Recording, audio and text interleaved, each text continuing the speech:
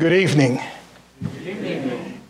It's wonderful to see so many friends, so many people that I care so much about here today.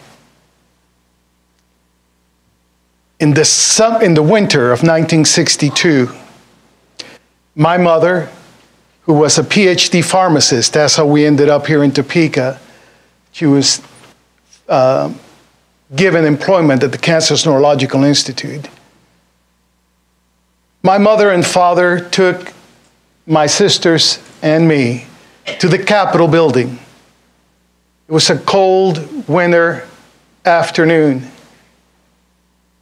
We were young refugees, having lost our country because of political irresponsibility. My mother and father took us to the Senate and the House, and then to the Supreme Court. And I clearly remember them saying to us, in this building, the laws are made and the laws are enforced. We have no other place to run to. That was our reality. We ran away from dictatorship. We ran away from tyranny. And I chose to become a lawyer because I didn't want to run anymore. Thank you.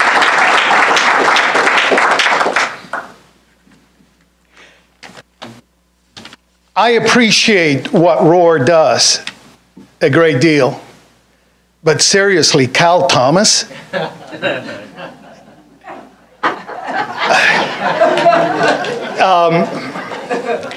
Cal Thomas believes that gay marriage is a sign of the end times. I disagree. Cal Thomas has said the following: public schools are the enemies of re-education camps, re-education camps. Evolution will kill seniors and people with disabilities. Don't put your children in the enemy's re-education camps where they are taught they evolved from slime and their nearest relative is down at the zoo and that's why they like bananas on their cereal and where they don't learn the real history of America. Cal Thomas, really? That's who they have on their book section. I suggest to you that a better choice might, oh, and by the way, Cal Thomas' book has a foreword by Sean Hannity. I suggest to you, Why Not America? By my favorite, Jon Stewart.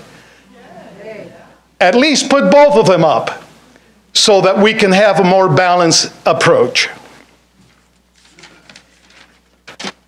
The reason I specifically chose the issue of education is because without a good public education system, our youth is doomed to failure. We must look at public education as the civil rights issue in our state today.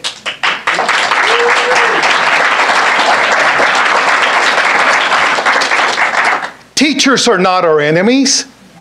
They are our friends. They are my heroes.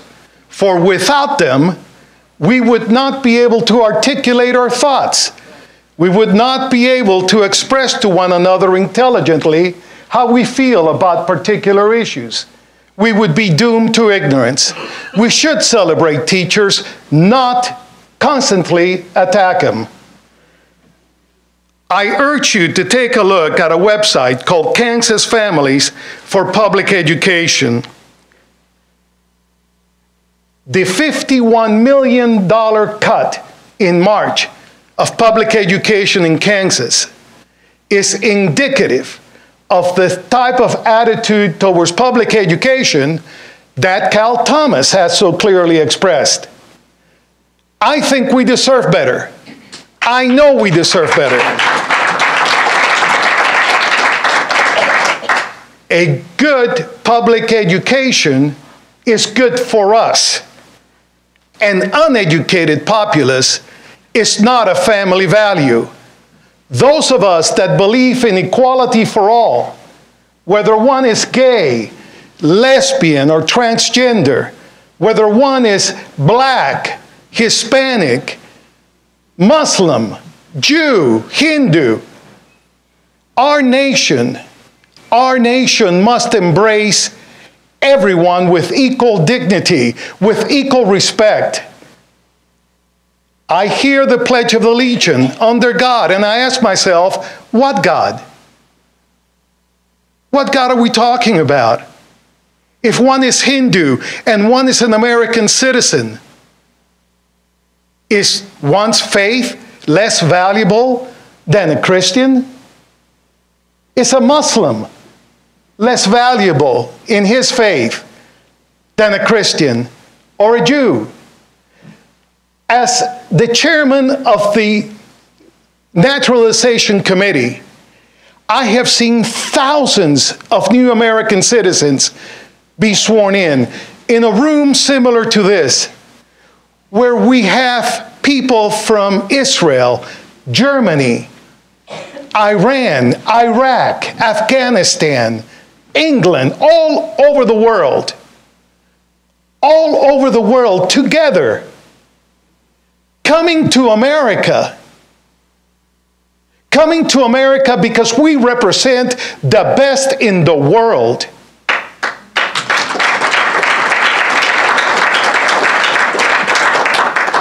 Although there's a lot of things in this country that can be better, because African Americans still not treated equally.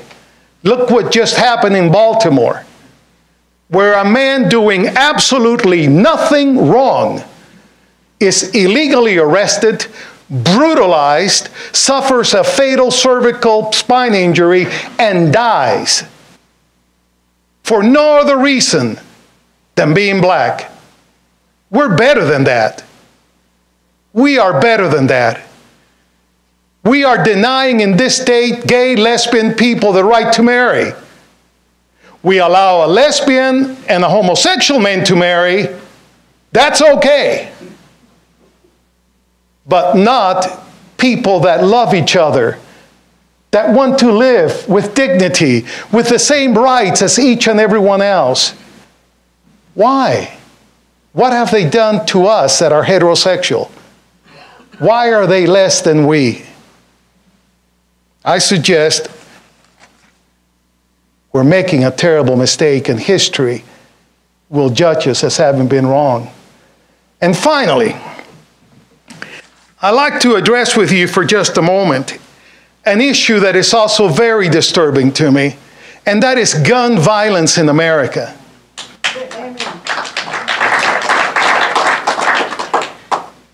The NRA, which everyone seems to be afraid of, particularly elected officials, is supported to the tune since 2005 with over $38.5 million by gun manufacturers. Gun manufacturers. And the amount may be much higher because they do not release their donors list. In fact, they have set up shadow organizations, not unlike Big Tobacco with smokers' rights. You remember that? Or polluters who set up attacks on legitimate science and earthwarming. Firearm deaths are now at an epidemic level. Over 33,000 Americans die every year from firearms, and over 80,000 are injured. Gun violence in America today cost us, in total dollars, $229 billion a year. But fortunately, we just passed a law in Kansas that in July, you can carry a concealed weapon without even getting a permit. Does that make any sense? No. My dear friends, there's a lot to be proud to be an American. But I suggest to you that the best thing about being an American is the right to stand up and speak truth to power.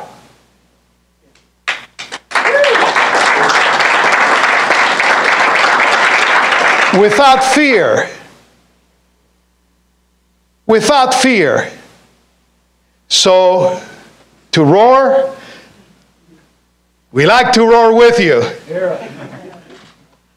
But let's roar with equality for all. Thank you.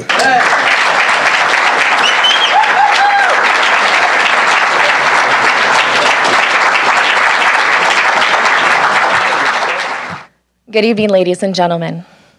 First and foremost, I want to give thanks to God, who each day I put first in my life, and I follow the path I was created for.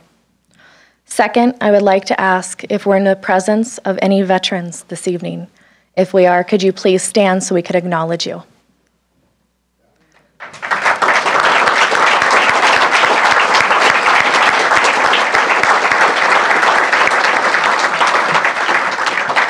Okay, that might make me cry. Thank you for fighting for the freedoms we're going to use tonight. If it wasn't for you men and women in this room, I wouldn't be here. Neither would any of us right now. We are a grateful nation and are forever indebted to you and your family for your service. Thank you to the Renaissance of American Responsibility, otherwise known as RAR. I was going to try to do it really strong, but that didn't work.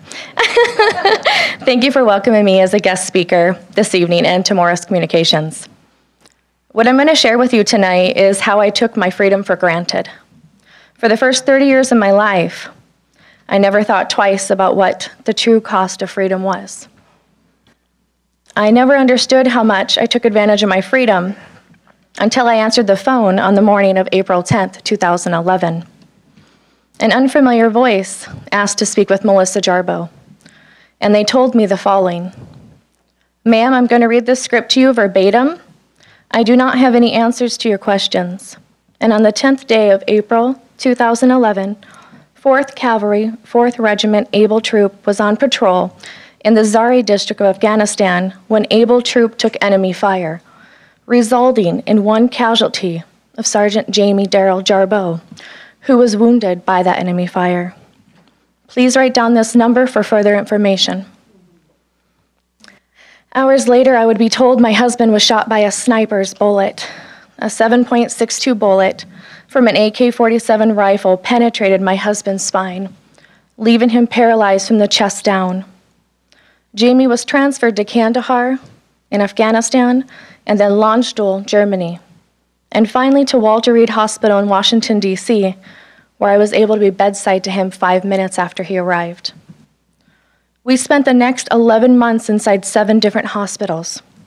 Jamie was not able to walk, talk, breathe, or eat, and he endured 100 surgeries and surgical procedures. We tried to heal what the sniper so viciously tore apart physically to my husband and emotionally to our entire family. Our family spent the summer inside an ICU room that was 8 by 10 foot wide. For Halloween, my girls went trick-or-treating at the nurse's station. For Thanksgiving, we ate leftovers from another family because we did not want to leave. And on Christmas, we slept on the floor next to my husband's hospital bed so we could wake up together on Christmas Day. Each day, we would wake up praying that we were one step closer to going home to enjoy the freedoms we took for granted for so many years. When we wouldn't give what we wouldn't give to go out to our favorite restaurant and get the wrong meal. We missed being cut off in traffic by those erratic drivers. We missed walking to our mailbox and getting junk mail, the simple pleasures of our American life. We created new daily habits. Like as a family, my daughters would help me move my husband's legs so he wouldn't get blood clots. My daughters, they would help me move him from side to side so he wouldn't get more bed sores. We would gather around his hospital bed in our cold metal chairs just to see him open his eyes, so he knew that his family was beside him, loving and missing him so much.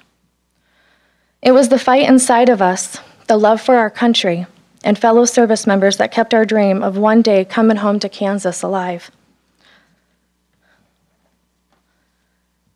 We made it to Kansas, but on March 10th, 2012, our dream was shattered.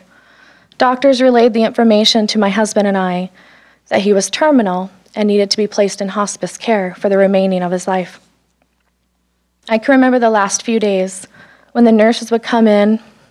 Jamie would kind of taunt them and say, "Ask me anything you want. Ask me now." And one nurse actually asked Jamie if he regretted his service to his country. And Jamie smiled at her, and he said, "I have no regrets. I love the military. I love my country, my fellow American, and I would take that bullet again." Jamie and I were able to hold on to one another and embrace the hardships we had endured for the last 11 months of fighting for his life. We embraced the reality of the true cost of freedom. Jamie asked me to get a pen and paper to write down what he was about to tell me. He said, "We might as well use the rest of my life to help plan the rest of yours." The first thing he told me to write down was, "I love you, and don't ever forget that." The second, "Keep helping my soldiers and their families. Take care of them, and don't ever let them forget they have our unconditional support." Last but not least, "I want you to fall in love again, because you are too beautiful of a woman to become bitter or tainted by all of this that has happened." I can remember laying on his hospital bed, and the nurse telling me that I had to ask him if he wanted me to let him go. When I finally came up the nerve to ask Jamie, he shook his head yes. I could feel the tears welling up in my eyes as I asked him if he knows how much everyone is going to miss him. He shook his head yes. I told him I will promise to do everything he told me to do, and I know he has struggled more than humanly possible. I gave him one last kiss, and at 9:25 a.m. on March 21st, 2012, my husband took his last and final breath of freedom. Today, 3 years after Jamie's passing, I can say I have kept true to all his promises. He asked me to do. Year to date, we have created a military nonprofit called the Military Veteran Project and have assisted over 6,000 veterans, families of the fallen, and military families with reintegration and rehabilitation through program support and medical treatment. Mind you, no one in this nonprofit has ever received a paycheck. We have thousands of volunteers nationwide and worldwide at this time. With the efforts of the volunteers, we were able to create the first ever Veterans Parade here in Topeka, Kansas back in 2013. You can join us this year, Saturday, November 7th, 2015 at 11 a.m. If you surround the Capitol to give thanks and tribute to our veterans, we would be happy to have you. With the assistance of our team and volunteers, we have created programs called the Ride for the Fallen to assist soldiers dealing with survivor's guilt. They participate in this event and ride in honor of heroes or fellow friends who have given the ultimate sacrifice. You can join us at the Topeka Veterans Administration Hospital Saturday, May 23rd at 8 a.m. for breakfast and personally thank the veterans there for their service as well. You can help create change and become a leader in your community by putting your actions in motion. And leading by example is all you have to do. These programs help me heal and help me become a better American. Each day I strive to create change in the world by using my freedoms. I learned that I was not doing enough each day when I would go to my office. I tried and thought I was living the American dream, but I was not realizing that in a moment's notice I would be taught the cost of freedom is not free. It comes with a very high cost, and that's a human life. If my husband can give his life for our country, then I can live for him each day, carrying on his dying wish to care for his fellow service members, and you're welcome to help me. Thank you.